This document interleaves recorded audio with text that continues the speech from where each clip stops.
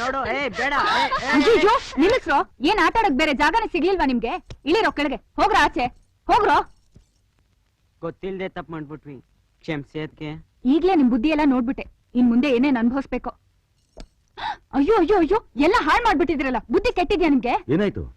ಯಾಕೆ ಕಿರ್ಚ್ಕೋತಾ ಇದೀಯಾ? ನೋಡ್ರಿ, ಪ್ರೀತಿಯಿಂದ ನಮ್ಮಣ್ಣ ಸಿಟಿನ್ ಸೆಂಟ್ ಬಾಟಲ್ ತಂದ್ಕೊಟ್ಟಿದ್ರೆ ಎಲ್ಲ ಹಾಳ್ ಮಾಡ್ಬಿಟ್ಟಿದ್ದಾರೆ ಪಿಶಾಚಿಗಳು. ನಡೀರಿ ನಡೀರಿ.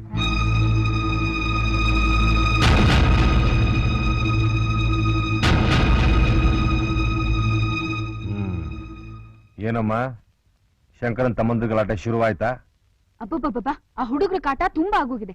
ಮದ್ವೆ ಆದ ಕೂಡ್ಲೆ ಮೊದ್ಲು ಆ ಶನಿಗಳನ್ನ ಹಾಸ್ಲಿಗೆ ಕಟ್ಬೇಕು, ಆಗ್ಲೇ ನನಗೆ ನೆಮ್ಮದಿ. ಶಂಕರನ್ ಪ್ರೀತಿ ಮಾಡಿದ್ಮೇಲೆ ಇದನ್ನೆಲ್ಲ ಸಹಿಸ್ಕೊಳ್ಳೇಬೇಕು, ಯಾರು ಏನು ಮಾಡಕ್ಕಾಗಲ್ಲ. ನಿನ್ ಹಣೆ ಬರಹ ಅಮ್ಮ.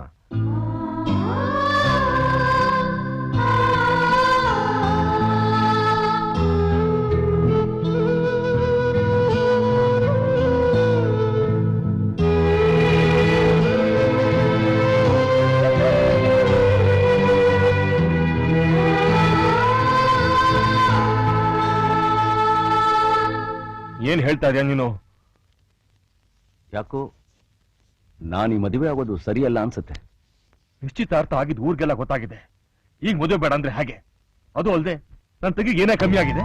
ನನ್ನ ಹೆಂಡತಿಯಾಗಿ ಬರೋಳು ನಮ್ಮ ಕುಟುಂಬನ ಕಣ್ಣಲ್ಲಿ ಕಣ್ಣಿಟ್ಟು ಕಾಪಾಡ್ತಾಳೆ ಅಂತ ಅನ್ಕೊಂಡಿದ್ದೆ. ಮದುವೆಗೆ ಮುಂಚೆನೇ ಇವಳು ನನ್ನ ತಮ್ಮದನ್ನ ಹೊರಗಡೆ ಹಾಕೋಕ್ ನೋಡ್ತಿದ್ದಾಳೆ. ನೀವೇ ಹೇಳಿ, ನಿಮ್ ತಂಗಿ ನಮ್ಮ ಮನೆಗೆ ಲಾಯಕ? ಅದ್ರಲ್ಲಿ ತಪ್ಪೇನಿದೆ? ಮದುವೆ ಆಗೋ ಹೆಣ್ಣು ಗಂಡ ಜೊತೆ ಚೆನ್ನಾಗಿರ್ಬೇಕು ಅಂತ ಆಸೆ ಪಡ್ತಾಳೆ, ಅದನ್ನೇ ಅವಳು ಬಯಸಿದ್ದಾಳೆ. ನಿನ್ ತಮ್ಮಂದನ್ನ ಹಾಸಲ್ ಬಿಡ್ತೀನಿ ಅಂತ ಹೇಳಿದ ಹೊರತು ನಡುಬಿದ್ದು ನಿಲ್ಲಿಸ್ತೀನಿ ಅಂತ ಹೇಳಿಲ್ವಲ್ಲ. ಮುಂದೆ ಹಾಗೆ ಮಾಡೋದಿಲ್ಲ ಅನ್ನೋದಕ್ಕೆ ಏನ್ ಸಾಕ್ಷಿ? ನಾನು ನಿನಗೋಸ್ಕರ ಏನೇನ್ ಮಾಡಿಲ್ಲ, ಮನೆ ಒಡವೆ ಜಮೀನು ಎಲ್ಲ ಕೊಟ್ಟಿದ್ದೀನಿ. ಇನ್ನು ಏನ್ ಬೇಕು ಕೇಳು, ಕೊಡ್ತೀನಿ.